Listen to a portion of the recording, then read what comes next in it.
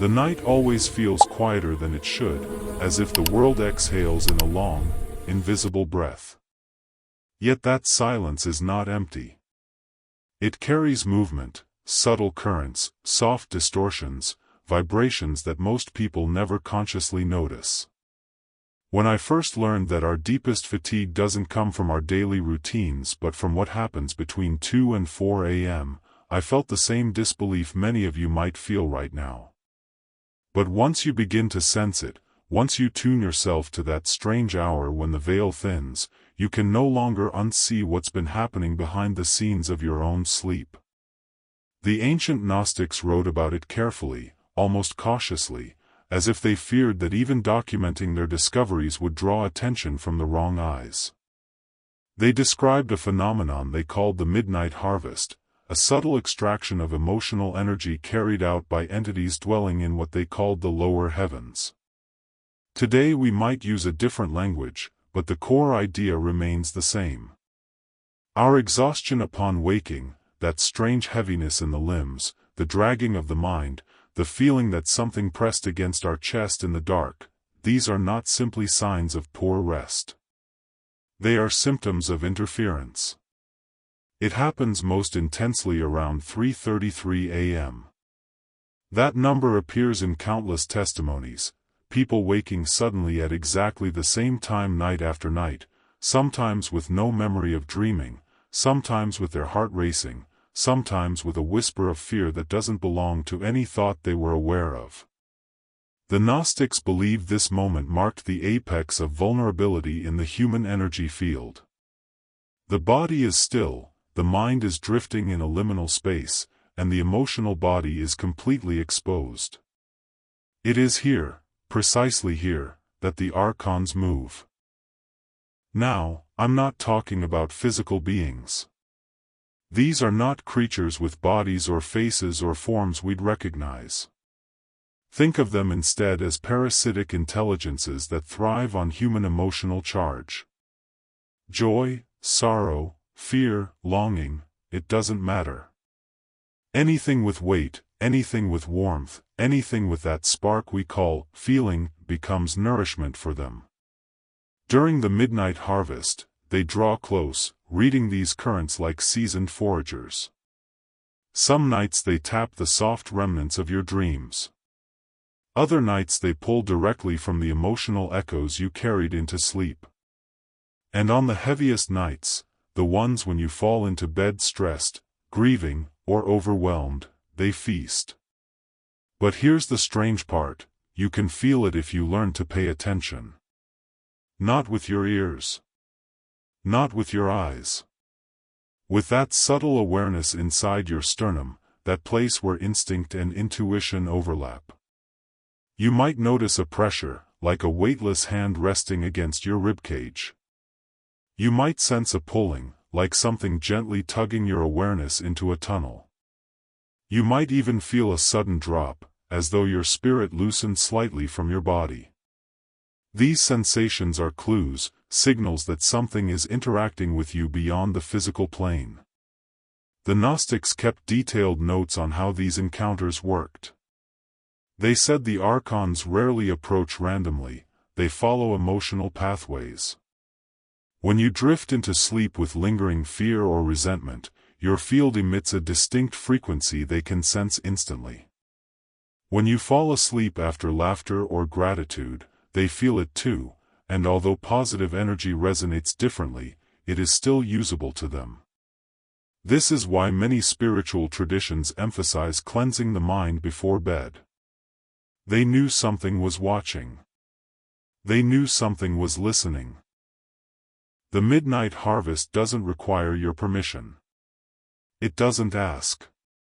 It simply occurs, night after night, to anyone who remains unaware. And the more unaware a person is, the easier the extraction becomes. But awareness changes everything. Once you recognize the pattern, once you understand the timing, once you acknowledge that your exhaustion may not be yours alone, something shifts.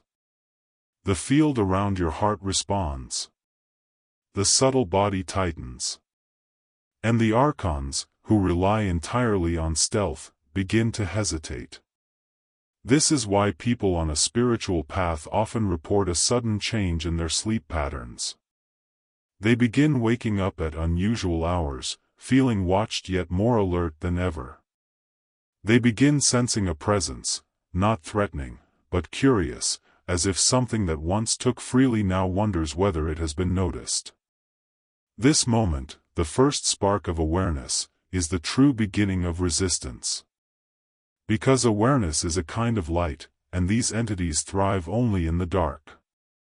Once the Gnostics mapped this out, they realized something even more shocking: the human emotional field is far more powerful than the Archons themselves.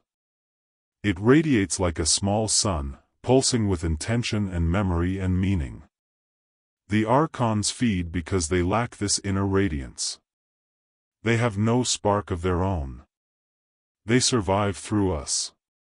And that means they also fear us, specifically, the moment when a person becomes fully conscious of what they are capable of protecting. You might notice the subtle signs more clearly now: that heaviness after an 8-hour sleep, the unexplained emotional dullness, the feeling that your dreams were drained from you instead of lived by you. These are the fingerprints of the harvest. But they are not permanent. And contrary to what fear might tell you, you are not powerless. The first step is simply knowing. The second step, well, that comes next, when we begin to talk about dreams, seals, and the way the Gnostics learned to close the emotional gates before drifting into sleep. Dreams have always been treated as puzzles, fragments of memory, imagination, and unconscious desire stitched together into stories that melt in the morning. But to the ancient Gnostics, dreams were not puzzles at all. They were territory. A landscape shaped partly by the sleeper, partly by the astral environment, and partly by the intentions of whatever wandered close enough to influence the scene. Once you understand this, so many strange things begin to make sense: recurring nightmares, sudden shifts in dream tone, the sensation of being pushed into certain scenarios. These are not random experiences. They are invitations, some natural, some engineered. The Gnostics believe that the lower astral realms are layered like thin veils, each holding its own density and flavor of consciousness. Most people drift into the first layer automatically. It's murky, sticky, full of old emotional residue, your own and everyone else's. This is the layer where fear-based dreams occur, the ones where you run without moving, where you scream without sound, where something follows you with no visible form. These dreams are not simply fear processing itself. They are curated environments designed to stir vibration, to generate the emotional charge that Archons feed on. Think about a time you felt trapped in a looping nightmare. No matter what you tried, the scene reset. A hallway stretched endlessly. A shadow reappeared at every turn. You woke up sweating, with your heart hammering, as if you had been running for miles. That looping sensation is a hallmark of a dream structure being held in place externally. The Archons don't need to appear in the dream, they only need to keep the emotional engine running. Some people wake up before the extraction begins, others stay long enough for the draining to happen. Sleep paralysis fits into this system too, though in a way most people don't realize. When you wake up but your body doesn't, you are still technically halfway in the astral layer. Your consciousness has surfaced, but your physical body is still sealed in sleep mode. The Gnostics called this the hinge moment. It is a vulnerable doorway where the Archons can make their presence known, not because they want to frighten you, but because fear produces the strongest charge. The pressure on your chest, the shadow in the corner, the feeling of something leaning over you, all of these sensations are consistent with an entity testing the field for extraction. You are awake enough to perceive it, but not awake enough to move. People often ask why these beings rely on fear. The truth is they don't need fear specifically. Fear is just efficient. But any emotional surge works: anger, sadness, longing, nostalgia. Even joy, though rare in the lower realms, can be converted. The essential ingredient is intensity, not morality. This is why dreams can shift rapidly from comforting to disturbing without reason. When your emotional state spikes, the harvest becomes easier. But this entire system has a weakness, and the Gnostics discovered it almost by accident. They found that a person who enters sleep with a stabilized emotional frequency becomes much harder to influence. The dreamscape refuses to bend. The astral layer becomes clearer, cleaner, almost luminous. The Archons don't approach such sleepers because the energy signature becomes sharp, too strong, too coherent to extract from. And this is where the Gnostic seal comes in. The seal is simple: 2 words, I am. Spoken mentally, not aloud. Not as a statement of ego, but as a declaration of presence. When used correctly, it activates the heart center in a way that shifts the entire emotional field into coherence. Think of it as tuning your inner frequency so the lower realms can't attach hooks to it. But the seal only works when paired with proper awareness. If you simply repeat the words without intention, they're just syllables. What matters is the feeling behind them. Before sleep, place your attention in the center of your chest, not the physical heart, but the warm space behind it. Breathe slowly.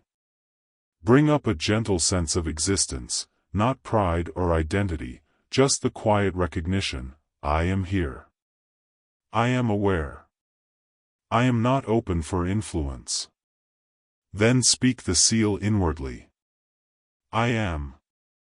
The Gnostics taught their initiates to imagine a soft glow radiating outward from that center, golden, subtle, steady. Not a shield, not a barrier, because barriers can be pushed. Instead, they created coherence, a kind of harmonized field that repelled interference naturally. When this coherence forms, the Archons sense it instantly. They retreat, not because they are defeated, but because your energy is no longer compatible with their feeding method. You may notice immediate effects. Dreams become clearer, more vivid, more meaningful. Sleep grows deeper. The number 333 stops appearing. Sleep paralysis dissolves. Even the dread that sometimes lingers upon waking fades away. Some people report feeling watched, not in a threatening way, but in the way predators retreat when prey is no longer helpless. One important note: you don't need to visualize anything complex. You don't need elaborate rituals or symbols. The seal works because it's based on the simplest truth: awareness dissolves manipulation. Presence is power. When you claim your own field before sleep, you become luminous, and luminous beings do not get harvested.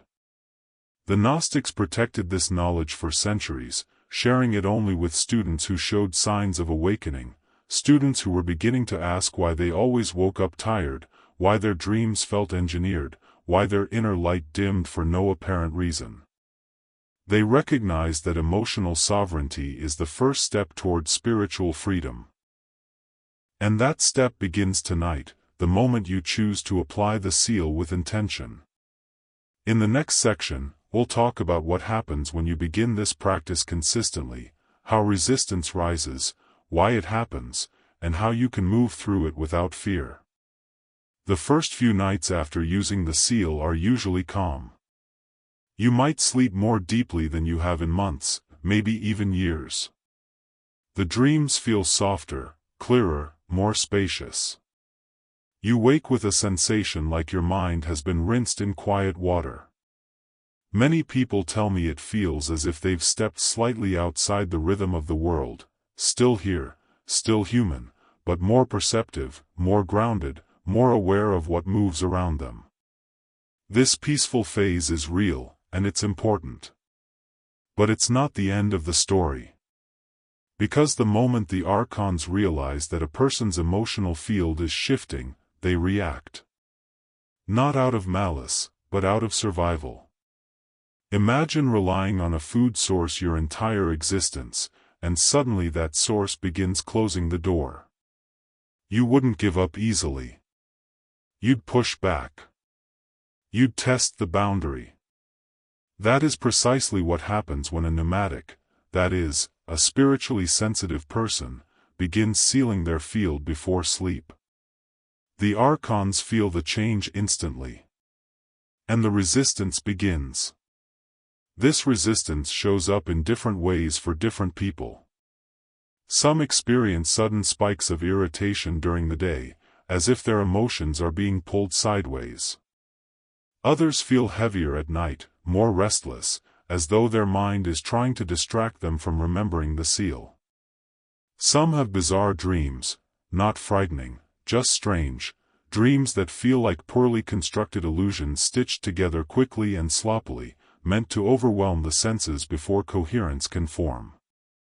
Think of it like a final attempt to stir emotional charge before the gate closes. One of the clearest signs of resistance is a sudden return of waking at 3:33 a.m., but with a different feeling behind it. Instead of fear or heaviness, you may feel alert, aware, as if something nudged you but couldn't quite reach you. The Gnostics described this as the last knock, the moment an Archon tests the field to see whether the coherence is real or accidental. When you wake at that hour but feel no dread, that is your confirmation that the seal is doing exactly what it was designed to do. But the most intense phase of resistance happens in dreams. Not nightmares, those were earlier. Now the dreams become more psychological. You might dream of old memories resurfacing, old heartbreaks, old mistakes, old versions of yourself stepping forward and asking questions you thought you'd answered long ago. These are not random flashes. This is the archonic system trying to reopen emotional pathways, hoping you will generate enough emotional weight for them to feed. And this is where the crucial choice arises. The Gnostics taught that once a person reaches this stage, they stand on a threshold between unconscious living and awakened sovereignty. The Archon's resistance is not a sign of weakness, it's a sign of your progress. They resist precisely because they sense the loss of access. They sense the door closing. They sense the energy shifting. And so they push, not with violence, but with memory, with nostalgia, with unresolved emotions. They lure through the familiar. They pull through the tender places. This is why the second phase of awakening feels strangely personal. It isn't just about sleep anymore.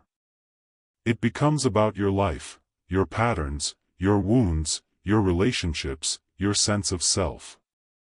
Everything you've avoided emotionally begins to surface gently, not to cause harm, but because unresolved emotions are the easiest pathways for archonic influence. When you face them, when you acknowledge them, when you breathe through them, the pathways dissolve. And your field becomes clearer than it has ever been. During this period, the seal becomes more than a nightly practice. It becomes a small anchor. A reminder that your presence is stronger than any influence. A signal to your subconscious that you are choosing clarity over confusion. Some people describe feeling a soft pressure in the chest when they speak the seal, a warmth, a weightless expansion. Others feel a cool stillness, like their inner world has settled into its natural rhythm. These sensations are normal. They are signs that your field is stabilizing. Around the fifth or sixth night of consistent practice, the resistance peaks. You may have one dream that feels particularly chaotic or emotionally charged. You may wake up sweating or confused, but notice something strange. The confusion fades quickly instead of lingering. The dream dissolves like smoke. The emotional hooks don't stick. And when you return to sleep, it feels peaceful again. This moment is the turning point. It is the point at which the field begins sealing automatically. Once the seal becomes natural, you no longer need to force it. The heart remembers. The body remembers. The subconscious remembers. The Gnostics wrote that after 7 nights of consistent practice, the luminous core becomes too coherent for the Archons to access. They sense it immediately and retreat without testing. Sleep becomes deep, restful, and restorative in ways most people haven't experienced since early childhood. You begin waking up fully rested, genuinely rested, without the familiar heaviness. Your dreams shift into clarity. Sleep paralysis vanishes. The strange dread that used to linger upon waking evaporates. And perhaps most importantly, your emotional center during the day becomes steadier, less reactive, more grounded. It's not that problems disappear, it's that they no longer drain you. You hold your energy instead of leaking it. This is the stage where most people, for the first time, understand what it truly means to be sovereign. The Archons don't disappear. They simply lose access. And once they lose access, your inner light, your radiant field, strengthens naturally. You stop being prey. You stop being siphoned. You stop waking up tired, anxious, or dull. You become luminous. You become coherent. You become whole. And this is where the true awakening begins, not in fear, not in resistance, but in the quiet recognition that your inner presence is stronger than anything that ever tried to feed on you. When the emotional field finally stabilizes and the Archons withdraw, something even more unexpected begins to unfold. It's quiet at first, almost too quiet. Many people describe the first few nights of full coherence as strangely empty, like stepping into a room where a humming sound has stopped but your ears haven't yet adjusted to the silence. You may notice that your dreams shift from chaotic landscapes to softer, more symbolic scenes. Colors become richer, movement becomes slower, and the feeling of being pushed into scenarios completely disappears. In its place is something the Gnostics called the luminous drift, a natural form of dreaming shaped entirely by your inner essence rather than external influence. During this stage, the body starts to heal in ways you didn't realize were possible. The fatigue that used to cling to your mornings fades, replaced by something gentle and grounding. Your breath feels fuller. Your thoughts move more slowly, as if they are being carried by a warm river. The world feels less abrasive. Even random moments throughout your day seem to carry small glimmers of clarity you've never noticed before, stray insights, sudden intuitions, brief flashes of meaning. These are signs that your inner light is expanding outward, no longer leaking into the lower realms at night. But here's the part the Gnostics emphasized most strongly: once you reclaim your energy, life begins responding differently. People around you notice the change even if they can't articulate it. Some will be drawn to your calm. Others may feel unsettled without knowing why, because your coherence highlights their own instability. This is not a judgment, it's simply the natural effect of a stabilized field. Coherence radiates. It influences. It reminds others of what they've forgotten within themselves. And with this shift comes a new form of responsibility. Not the heavy, burdensome kind. The quiet kind. The kind that emerges when you realize that your presence affects more than just your own experience. You might find yourself speaking more softly, choosing kindness more easily, stepping away from old reactive patterns that once consumed your energy. The world doesn't change overnight, but you change in how you move through it, and that changes everything else a little at a time. Some nights you may feel a soft ripple in your chest, a warm pulse that almost feels like a second heartbeat. The Gnostics believed this was the heart center expanding, awakening its natural radiance after years, sometimes decades, of being dimmed by extraction. This radiance isn't dramatic or explosive. It's subtle, steady, and profoundly grounding. It begins guiding your choices in ways that feel effortless. You wake with clarity instead of confusion. You act from presence instead of impulse. You dream without interference. And you sleep as though your soul has come home from a long journey. Eventually, the seal becomes less of a practice and more of a state. You won't need to repeat the words every night anymore. The coherence forms automatically when you close your eyes. The Archons sense it immediately. They don't test it. They don't linger.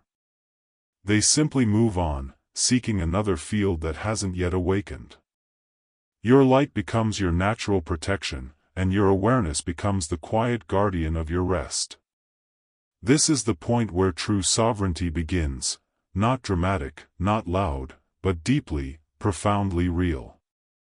You no longer wake up tired. You no longer feel the strange emotional heaviness that once followed you through your mornings. You no longer sense the draining presence in the dark. Instead, you rise each day with a gentle strength, as if the world itself has softened. And from here, the journey unfolds inward, toward a deeper connection with the luminous self, no longer harvested, no longer diverted, no longer dimmed. Only present. Only aware. Only free. Thank you for walking with me through this journey into the unseen layers of the night, the places where ancient wisdom meets modern exhaustion, where forgotten Gnostic teachings illuminate the quiet mysteries of our sleep, and where awareness becomes a shield far stronger than fear. If you've made it this far, it means something inside you recognize the truth woven between these words. Not literal truth, not historical truth, but the symbolic truth that points toward a deeper experience of your own inner presence. The midnight harvest, the dream layers, the archonic resistance, all of these ideas serve a single purpose, to remind you that your inner world is powerful, sensitive, and deserving of protection. Whether you take these teachings literally or metaphorically doesn't matter. What matters is the shift that happens when you reclaim your energy intentionally. What matters is the calm that arrives when you choose awareness over helplessness. What matters is that you learn to rest not only physically but spiritually, without interference, without draining, without waking heavy. If you try the seal tonight, try it gently. Let your breath settle. Feel the warmth behind your chest. Whisper the words inside your mind, not as magic, not as doctrine, but as a simple reminder to yourself, I am present. I am aware. And let the night unfold from there. If this video brought you clarity, comfort, or even just curiosity, I would love for you to stay connected. Please consider subscribing to the channel, leaving a like to support the work, and sharing this video with someone who feels tired in ways they can't explain. Every bit of support helps this space grow, and I'm grateful for every one of you.